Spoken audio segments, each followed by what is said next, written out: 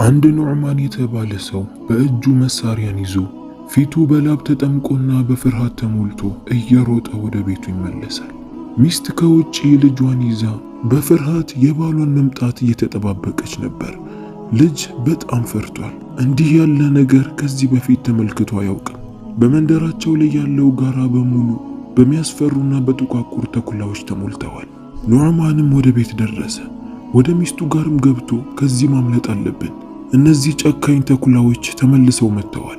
ቤት ውስጥ ያለው ነገር ሁሉ ይቅርብን፣ ህይወታችን ይቀድማል፣ ልጃችንን መጠበቅ አለብን፣ ከዚህ እንውጣ ይላታል። ኑዕማንም ከተኩላዎቹ የሚያመልጥበትን መንገድ ለማመቻቸት ወደ ውጪ ለመውጣትና ሚስቱ ደግሞ ቤት ሆና ትንሽ ልጃቸውን ይዛ የሚያስፈልጉ የተወሰኑ ዕቃዎች ካሉ እነሱ እንድታወጣጣ ይነግራታል። ትንሹ ልጃቸው ረያን በጣም ፈርቷል። በዚህ ድቅድቅ ምሽት ከእናትና አባቱ ጋር በሰላም መተኛት እንጂ እናትና አባቱ ተጨንቀው እያለቀሱ ሲመለከት በጣም አዝኗል። እናት ያ ትንሽ ልጇ እንዳይከፋ እሷን ማባበል ጀመረች። ከተወሰነ ቆይታ በኋላም ኑዕማን ወደ ቤት ይመለሳል። መንገዱን እንዳመቻቸና ተኩላዎቹ በጣም እየቀረቡ እንደሆነ ይነግራታል። ወደ ልጁ ጋርም ጠጋ ብሎ አቅፎ ከሳመው በኋላ ምንም አትጨነቅ እሺ ልጄ፣ ሁሉም ነገር ያልፋል፣ አብሽር፣ ምንም አትፍራ ይለዋል። ከዛም ኑዕማን ሚስትና ልጆቹን ይዞ ቤቱን ለቆ መውጣት ጀመረ። የመንደሩ ሰዎች ሁሉ በመንደሩ ላይ በተነሳው ድንገተኛ እሳትና በእነዛ አስፈሪ ተኩላዎች ስለተሞላ የሚገባበት አጥቷል። እነዛ የተራቡ ተኩላዎች ከስንት አንዴ የመጡ ሰዎችን ጨፍጭፈው ነበር የሚሄዱት። ተኩላዎቹ ወደ እነሱ በጣም እየቀረቡ እንደሆነ ያወቀው ኑዕማን ለሚስቱ ረያንን ይዛ እንድትሄድና ወደ ኋላ እንዳትመለስ ይነግራትና ወደ ኋላ ይመለሳል። ነገር ግን እየሄዱ ሳለ በድንገት የኑዕማን ጩኸት ይሰማል። ልጅ በጣም ደነገጠ። ወደ ኋላም ዞሮ ሊመለከት ሲል እናቱ ልጄ ሆይ ወደፊት ብቻ ወደ ኋላ ማየት የለብህም ብላ እየሮጠ እንዲሄድ ታደርገው ጀመር። ከኑዕማን ተለይተው እየሄዱም ቢሆን የእነሱም ዕጣ ፈንታ አልቀረም። ተኩላዎቹ ወደ እነሱም እየቀረቡ መጡ። እናትም ይህንን ነገር ስታስተውል ባላት አቅም ከልጇ ለማስጣል ብላ ዱላን ትይዛለች። ነገር ግን ተኩላዎቹ በጣም ብዙ ነበሩ። ስለዚህ ያላት አማራጭ ፊት ለፊት ወደሚታየው ወንዝ ልጇን እንደምንመላክና የራሷን ሕይወት ደግሞ መሰዋት ካለባት ወደ ኋላ ላለመሸሽ ነበር። ስለዚህ ወደ ልጇ እያለቀሰች እየተመለከተች አቀፈችውና ፊት ለፊት ወደሚታየው ወንዝ ሄድ፣ እኔ ከተመቸኝ ትንሽ ቆይቼ እመጣለሁ ትለዋለች። ልጅ ግን የአባቱም ወደ ኋላ መቅረት እሱንም ጉዳት ውስጥ እንደጨመረው ስላወቀ አልሄድም፣ ከአንቺ ጋርም ቢሆን እዚሁ እሆናለሁ አላት። ነገር ግን እናት እያለቀሰችም ቢሆን የልጇን እንባ ጠርጋ እንደምንም ራሷን አጠንክራ ሂድ ልጄ፣ እዚህ መሆንህ ጥቅም የለውም፣ ወደ ወንዙ ጋር ጠጋ በል፣ እኔን እውነት የምትወደኝ ከሆነ ወደዛ ወንዝ ሂድ ብላ በግድ ረያን ወደዛ ወንዝ እንዲሄድ ታደርገዋለች። ረያንም በትንሽ እግሮቹ እንደምንም እየሮጠ ወደ ወንዙ ይደርሳል። ወደ ኋላ ዞሮ ሲመለከት እናቱም አልተረፈችም። እሷ ባለችበት ቦታ ተኩላዎቹ ከበዋታል። ተኩላዎቹ በእሷ ላይ ትኩረት ስላደረጉ እሱን አላዩትም። ረያንም ወንዝ ዳር ባገኘው ትንሽዬ ሳጥን ላይ ቁጭ ይልና ወንዙ ላይ ይገባል። በአንድ ሌሊት እናትንም አባቱንም በማጣቱ በጣም አዝኗል። ወዴት እንደሚሄድ አያውቅም። ነገር ግን ወንዙ ንፋስ ሲነፍስ ወደሚወስድበት ቦታ ዝም ብሎ መሄድ ጀመረ። በመሃል የእናቱና የአባቱ ድምፅ፣ የሰፈሩ ሰዎች መረበሽ፣ የነዛ አስፈሪ ተኩላ ምስል ፊቱ ላይ የመጣበት ያስጨንቀው ጀመር። የተቀመጠበትም ስልቻ ባህሩ ላይ ከተሽከረከረ በኋላ ወደ አንድ ባህር ዳርቻ ላይ ይጥለዋል። በዛ አካባቢ የነበረ አንድ አዛውንት ነበር። ውስጡ ያለው ምንድነው ብሎ ጠጋ ብሎ ሲመለከት ባየው ነገር በጣም ደነገጠ። ውስጡ ላይ አንድ የሚያሳሳና ገና እድሜው 5 እንኳን ያልሞላው ሕፃን ልጅ ውስጥ ተኝቶ ነበር። አዛውንቱ ባየው ነገር በጣም አዘነ። ልጁን እንዲሁ ሊተወው አልፈለገም። ወዲያውኑ ከዛ ስልቻ ላይ ካወጣው በኋላ ራሱ ላይ አቅፎ ወደ ቤት ይዞት ይሄድ ጀመር። ይህ ሰው ስሙ ኢብራሂም ይባላል። ፋጢማ የምትባል ሚስት ነበረችው። ረያንንም እንደተሸከመው ወደ ፋጢማ ጋር ይዞት ይሄዳል። ፋጢማም ከኢብራሂም ጋር ከተጋቡ ብዙ ዓመታት ያለፉ ቢሆንም ልጅን ግን አላገኙም ነበር። በዚህም ረያንን ስትመለከተው በጣም አዘነችለት። ወደ ውስጥ ማስገብታ ተንከባከበው ጀመር። ረያን ለተወሰኑ ቀናት ራሱን አያውቅም ነበር። ተነስቶ ቢራመድም የቀረበለትን ቢበላም ቢጠጣም ነገር ግን ራሱን አያውቅም ነበር። ከ3 ቀን በኋላ ነበር ረያን እየተጠናከረና ኢብራሂምንና ሚስቱን እያወቃቸውና የተግባባቸው ሲመጣ ሁሉም ነገር ትዝ ይለው ጀመር። የመንደሩ ሰዎች እንዴት እንደተረበሹ፣ ድምጻቸውና ጩኸታቸው የእናቱ በተኩላ መወረርና መበላት፣ ከዚህ ሂድ እያለች ስትቆጣው የነበረውን ነገር ሁሉ ያስታውስ ጀመር። በዚህ ሰዓትም ረያን በጣም ደነገጠ፣ ማልቀስም ጀመረ። ፋጢማም ረያን አሞታል ብላ በማሰብ አልጋ ላይ አስተኝታ እንክብካቤ ታደርግለት ጀመር። ነገር ግን ረያን ሁሉም ነገር ትዝ ይለዋል። ማታ ማታም መተኛት አቃተው። የአባቱና የእናቱ ድምፅ እየመጣበት ያስጨንቀው ጀመር። ፋጢማ ግን ከጎኑ አልጠፋች። ታቅፈዋለች። ምን ሆነህ ነው ልጄ እያለችም ትጠይቀዋለች። ፋጢማና ኢብራሂም ትንሹ ረያን ራሱን እያወቀ እንደሆነና በተወሰነ መልኩ ያለፈውን ነገር እያስታወሰ መሆኑን ሲያውቅ ቁጭ አድርገው ይጠይቁታል። ኢብራሂምም እስቲ ልጄ ምን ሆነህ ነው የምታለቅሰው? ምን እያሰብክ ነው ብሎ አለሳልሶ ይጠይቀዋል። ረያንም ምንም ሳያስቀር ሁሉንም ነገር ይነግራቸው ጀመር። እንዴት አባታቸው መጥቶ ተጨንቆ ሚስትና እሱን ከቤት ይዟቸው እንደወጣ፣ እነዛ አስፈሪና የተራቡ ጥቋቁር ተኩላዎች መንደሩ ላይ ገብተው እንዴት እንደረበሹ፣ የተነሳው እሳት፣ የሰዎቹን መደናበር፣ እናቱ እንዴት እንደሞተችና እሱ ወንዝ ላይ እንዴት እንደገባ ምንም ሳያስቀር ሁሉንም ነገር እያለቀሰ ይነግራቸዋል። በዚህ ሰዓትም ፋጢማና ኢብራሂም ለረያን በጣም ያዝኑለታል። ከዚህ በኋላ እኔ አንተ እናት ነኝ፣ እናት እያልክ ጥራኝ፣ እሱ ደግሞ አባትህ ነው፣ ስለዚህ አባት እያልክ ጥራው ይሉታል። ከዛም ኢብራሂምና ፋጢማ ትንሹን ረያን እንደ ልጃቸው ያሳድጉት ጀመር። ነገር ግን አልፎ አልፎ ኢብራሂም በተኛበት ይጮሃል። ሌሊት በድንገት ብንን እያለ የእናቱና የአባቱ ምስል ትዝ እያለው እናቴ የት ነው ያለሽው? አባቴ የት ነህ? እያለ ይጮሃል። ከጎኑ ፋጢማና ኢብራሂም ባይኖሩ ኖሮ፣ እነሱ ሰበብ ባይሆኑት ኖሮ ይህ ልጅ በሕይወት ባልነበረ ወይም ደግሞ አቅሉን በሳትና ባበደ ነበር። አንድ ቀንም ረያን ከአዛውንቱ ኢብራሂም ጋር በጫካ እየተዘዋወረ ሳለ በድንገት ተኩላዎቹ ትዝ ይሉትና አባቴ ሆይ እኒህ ተኩላዎች ግን የት ነው የሚኖሩት? ወደዚህ ሲመጣሉን ብሎ ይጠይቀዋል። ኢብራሂምም ይህንን ሲሰማ ልጄ ሆይ ምንም ነገር ማሰብ የለብህም። ኢብራሂምም የረያንን ንግግርና ጭንቀት ሲመለከት ልጄ ሆይ ምንም አትጨነቅ፣ እኒህ ተኩላዎች እኮ እነሱን ለማባረርና ከራስህ ለማራቅ በጣም ቀላል ነው አለና አንድ የድሮ ዛፍ እያመላከተው ይህንን ዛፍ የተከለው አያቴ ነበር። የዘይቱን ዛፍ ነው። ቅርንጫፎቹ በጣም ጠንካራና ፍሬው በጣም ጣፋጭ ነው። ይህን የነገርኩህ ለምን እንደሆነ በደንብ አብራራልሃለሁ። እኒህ የተራቡ ተኩላዎች የሚመጡት ፈሪ ሰዎች ጋር ነው። ውስጥህ ላይ ፍርሃት የሚታይ ከሆነ እኒህ ተኩላዎች ይጫወቱብሃል። ነገር ግን ቆፍጠን ብለህ ሰዎችን ሰብስበህ የምትጋፈጥ ከሆነ ግን ከነሱ ለማምለጥ በጣም ቀላል ነው ይለዋል። በሌላ በኩል ደግሞ ፋጢማ ረያንን እንዴት ዳቦ እንደሚጋገር፣ ሊጥ እንዴት እንደሚቦካ እንዲሁም የተለያዩ የቤት ስራዎችንና የእጅ ስራዎችን ታሳየውና ታስተምረው ነበር። ከዛም ረያን ከቀን ወደ ቀን ያንን የሚያስፈራ ህልም ከማየት ቅዠት፣ እንዲሁም እናቴ አባቴ ብሎ የሚጮኸውን ነገር እየቀነሰ ይመጣል። ምክንያቱም አሁን ከጎኑ ያሉት እንደ እናትና እንደ አባት እየተንከባከቡ የሚፈልገውን ነገር እያሟሉለት ስለሚያሳድጉት ነበር። በዚህም ሁኔታ ላይ ሳለ አንድ ቀን ኢብራሂም ረያንን ይዞ ወደ አንድ ክፍል ይዞት ይገባል።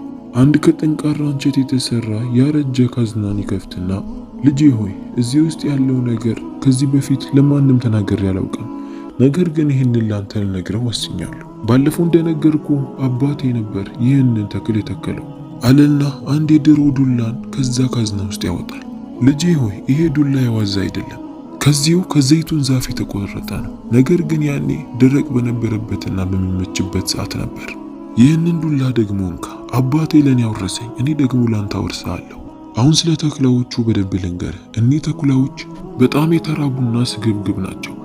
በ15 ዓመት አንዴ ነው የሚወጡት።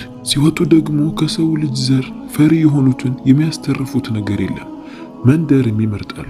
የኔ አባት በነበረበት ጊዜ አሁን በሰጠው ዱላ ነበር የሚጋፋቸው።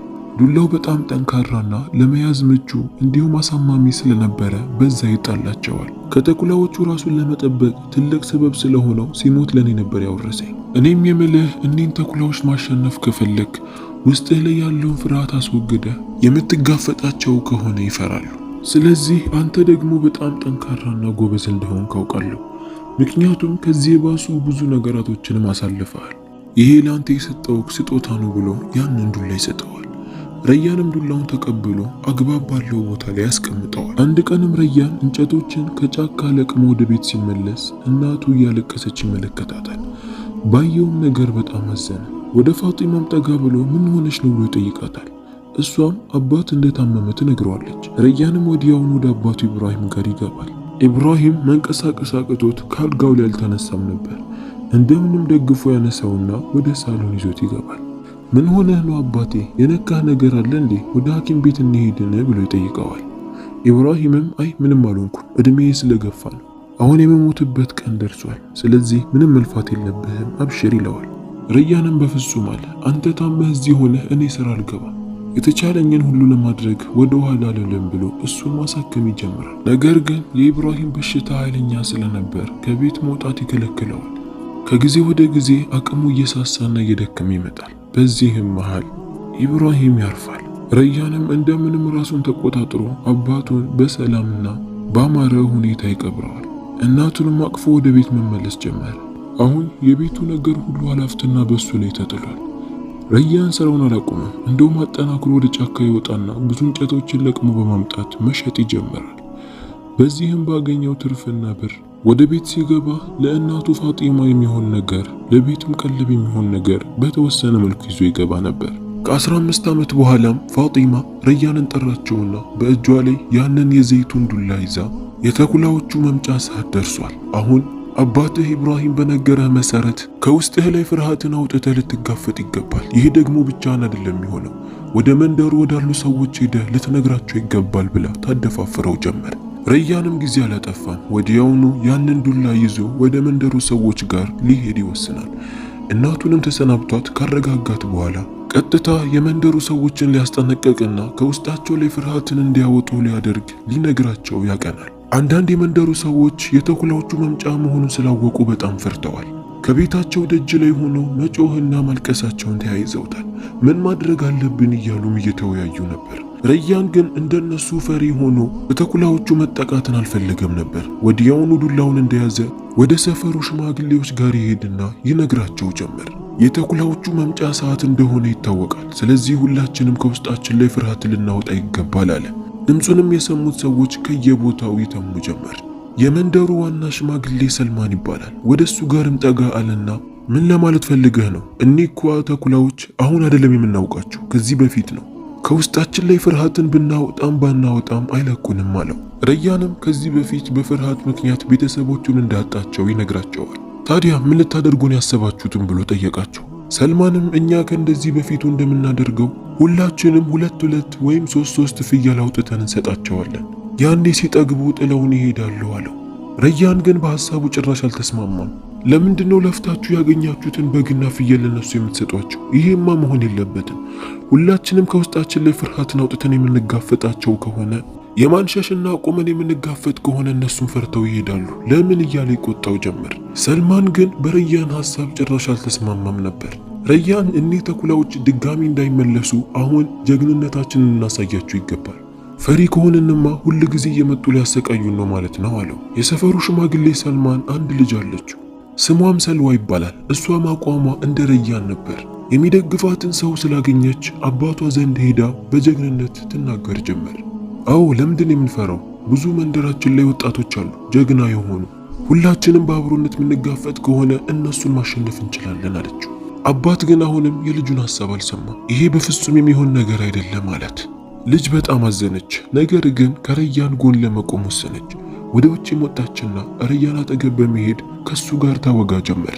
እሷም ከድሮ ጀምሮ የመንደሩ ሰዎች በሚያደርጉት ነገር እንደማትወድና አንዳንድ ድሃ ሰዎች ያላቸውን በግና ፍየል ሰጥተው በባዶ ሲቀሩ ድሃ ሆኖ በየቤቱ እየሄዱ ሲለምኑ ስለምታይ በዚህ ነገር በጣም ትናደድ እንደነበር ትነግረው ጀመር። ስለዚህ ውስጣቸው ላይ ያለውን ፍርሃት አስወግደው እንዴት አብረው ሆኖ እንደሚዋጉ እያሰቡ ሳለ በድንገት እነዚያ ተኩላዎች መንደሩን ይወሩት ጀመር። የተኩላዎቹንም መምጫ ያወቁት የመንደሩ ሰዎች ሁሉ መደናበር ጀመሩ። ከየቦታው ሰዎች ይሮጣሉ፣ ዕቃዎች ይወድማሉ። ሰው ሁሉ ፈሪ ሆኖ እየተሯሯጠ መሄድ ጀመረ። ረያንና ሰልዋ ግን በመሃል ወዴትም አትሩጡ እያሉ ሰዎችን ያስቆሟቸው ጀመር። ሰዎች ግን አርዬ በፍጹም የሚሆን ነገር አይደለም፣ በግና ፍየላችንን እንስጣቸው በማለት ልባቸው ሁሉ በፍርሃት ተሞልቶ መሸሽና ማልቀስ ጀመሩ። ረያንም አጠገቡ የደረሱ ተኩላዎችን ይጋፈጣቸው ጀመር። በያዘው ጠንካራ የዘይቱን ዱላ ይመታቸዋል። የመንደሩ ሰዎች በግና ፍየላቸውን ለመስጠት እያሰማሩና እያስተካከሉ ነበር። ነገር ግን ይህንን ሐሳብ ሰልዋ አልተቀበለችምና አባቷን ሄዳ ትጋፈጠው ጀመር። አባቴ ሆይ እንደዛ እናድርግ፣ ከረያን ጎን እንቁም ትለው ጀመር። ረያንም ወደ ሰዎቹ ዞሮ እባካችሁ አብረን እንጋፈጥ፣ ያው እኔም ብቻዬን ተጋፍጬ እየፈሩኝ ያሉት እያለ ያነሳሳ ጀመር። የመንደሩ ሰዎች ትንሽ ወደሱ መጠጋት ጀመሩ። ሰልዋም እንደዛው በመሃል ወጥታ ሰዎች አብረን እንሁንና እኒህ ተኩላዎች እናስወግድ በማለት መጮህ ጀመረች። በዚህ ሰዓትም ሰዎች አንድ እያሉ በቤታቸው ውስጥ የሚገኝ መሳሪያን የሌለው ደግሞ ዱላን ይዞ ይመጣ ጀመር። ድምፁን ከፍ አድርጎ እየጮኸ ወደ ተኩላዎቹ መጠጋት ጀመረ። ተኩላዎቹ ጸጥ አሉ። ወደ እነሱ አልተጠጉም፣ ወደ ኋላ መሸሽ ጀመሩ። እንደሌላው ጊዜ አንድ ሰው እየፈራ ሲጠጋቸው እላዩ ላይ አልወጡ። ከኋላ ሆነው ፈርተው ወደ ኋላ ማፈግፈግ ጀመሩ። ይህንን የተመለከቱትም ሰዎች ለካኒ ተኩላዎች ፈሪ ናቸው፣ እስካሁን ድረስ እኛ ፈሪ ነን ብለው በማሰብ ወንዱም ሴቱም ሳይቀር ተኩላዎቹን ማባረር ጀመረ። የደረሰበትን ተኩላ ከኋላ ይመቱታል። የተኩላዎቹንም ዋና አለቃ ቀጥቅጠው ይገሉታል። በዚህም ተኩላዎቹ ፈርተው እግሬ አውጪኝ በማለት ያንን መንደር ለቀው ይሄዳሉ። የመንደሩ ሰዎች ሁሉ ሰልማንን ጨምሮ ረያን ባሳየው ጀግንነትና ውስጣቸው ላይ ያለውን ፍርሃት አስወግደው መጋፈጥ እንዳለባቸው ስላስተማራቸው በጣም ደስ አላቸው። ማንም ሰው ሳይጎዳ ከራሳቸው ገንዘብና ንብረት ፍየላቸውና በጋቸው ሳይበላ በሰላም ጀግንነታቸውን አሳይተው እነዛ ተኩላዎች ከነሱ እንዲርቅ ስላደረገ ረያንን በጣም ወደዱት። በመንደሩ ሰዎች ዘንድም ትልቅ ቦታን ሰጡት። የራሱን የሚያምርና ትልቅ ቤትን ገዝተው ሰጡት። ሰልማንም ለረያን ልጁን ሰልዋን ዳረለት። ረያንም እናቱን ፋጢማ ወደ አዲሱ ቤት ይዟት መጥቶ ከሷ ጋር እዛው መኖር ጀመረ። አንዳንድ ጊዜ አቅም ባይኖረን ራሱ አብረን መሆንና ከሰዎች ዘንድ በብልሃት መቆም ትልቅ ኃይል ነው። እኒህ ኃይለኛ ተኩላዎች የመንደሩ ሰዎች ፈሪ ስለነበሩ ያለምንም ስጋት እየመጡ ይበሉባቸው ነበር። ነገር ግን አሁን ድፍረታቸውን ስላሳዩ መንደሩን ለቀው ወጡ። አሁን እኒህ ተኩላዎች ተመልሰው ወደዛ መንደር የሚረግጡ ይመስላችኋል? የኔ መልስ በፍጹም ነው። ምክንያቱም ሰልጥነዋል፣ ከአሁን በኋላ አይፈሩንም፣ ባገኙት መሳሪያ ይገሉናል ወይም ይጎዱናል ብለው ስለሚያስቡ ያንን መንደር ጭራሽ አይረግጡ። ሌላ ፈሪ የሆነን መንደር ይፈልጋሉ እንጂ ወደዛ መንደር አይጠጉም። ይሄ የኔ መልስ ነው። የእናንተ መልስ ምንድነው የሚለውን ኮሜንት ስራ አስቀምጡልን። ቪዲዮውን ደግሞ ላይክ፣ ሼር፣ ሰብስክራይብ ማድረጋችሁን እንዳትረሱ።